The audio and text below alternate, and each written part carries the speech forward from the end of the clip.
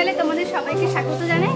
চলে এসেছি আবার একটা নতুন ব্লগ নিয়ে। আজকে সবাই মিলে যাচ্ছি দীঘা ঘুরতে। এই যে পুরো টিম, এই টিমের সঙ্গে প্রথমবার দেখা যাচ্ছে। তো চলো দেখা যাক আমরা কি করে এনজয় করি, সেই ভিডিওটা তোমরা দেখতে থাকবে আর সঙ্গে থাকবে। এই যে আমরা বাসে উঠে পড়েছি। বাসের প্রথম সিটে বসেছি হচ্ছে আমি, টুলুদির মেয়ে, আর ছোটদি। পিছনের সিটে বসেছে বাবা, দাদা, সবাই আর কি বসেছে। তো যাই হোক, বাসও ছেড়ে দিয়েছে, অর্ধেক রাস্তা আমার পৌঁছেও গেছে। সাইড সিনারিগুলো এত সুন্দর লাগছে, তাই ভাবলাম তোমাদের সঙ্গে শেয়ার করা যাক। এই যে বাস থেকে নামলাম আর এখন এখানে এসে দাঁড়িয়ে আমরা গোল মিটিং করছি। এখন ভাবছি যে কোন হোটেলে যাব, নিউ দীঘা না ওল্ড দীঘা। ওল্ড দীঘা তো সবসময় থাকা হয়, নিউ দীঘা কখনো থাকা হয় না। তো প্রথমে নিউ দীঘায় আসলাম। এখানে এসে সবাই মিলে বসে একটু কিছু খাওয়া দাওয়া করলাম, কারণ সকাল থেকে তো কারোর পেটেই কিছু যায়নি। ওই কেক বিস্কুট খেয়ে কতক্ষণ খাওয়া যায়। যাই হোক, তারপরে খাওয়া দাওয়া করে আবার ওল্ড দীঘায় আসলাম। ওল্ড দীঘায় এই ঘরটা ভীষণ ভালো ছিল আর কমও ভাড়া ছিল, সেই জন্য আমরা এই ঘরটা নিয়েছি। দুটো রুম নেওয়া হয়েছিল, একটা এসি একটা নন এসি। তো আমরা নন এসিতেই ছিলাম আর বাদ বাকি লোক এসিতে ছিল। তো আমরা হোটেলে পৌঁছে গেছি, ড্রেস চেঞ্জ করে নিয়েছি, শর্ট পরেছি। এখন যাবো স্নান করতে। সবাই এখানে ড্রেস চেঞ্জ করে নিয়েছে। ব্লগটা কিন্তু খুব ইন্টারেস্টিং হতে চলেছে, পুরো ভিডিওটা দেখো আর এখন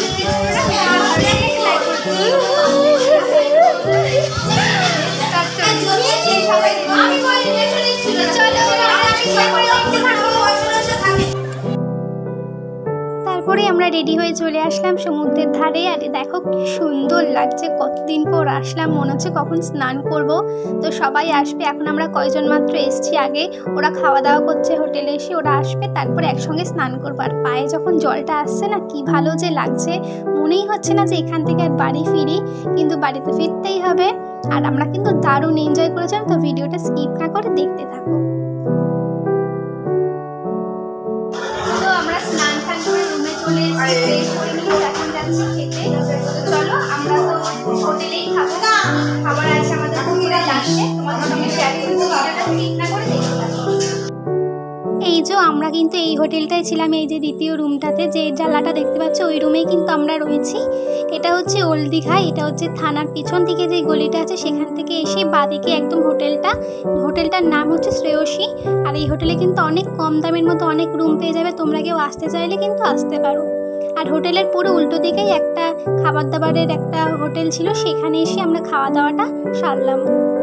লাঞ্চে আমরা সবজি ভাত নিয়েছিলাম, কারণ এত জার্নির পর আর সকালে একটু হেভি খাওয়া হয়ে গেছিলো, সেই জন্য আমরা মাছ ভাতটা নেওয়া হয়নি, একদম হালকা পাতলা খাবার ছিল, খুব ভালো খেয়েছি।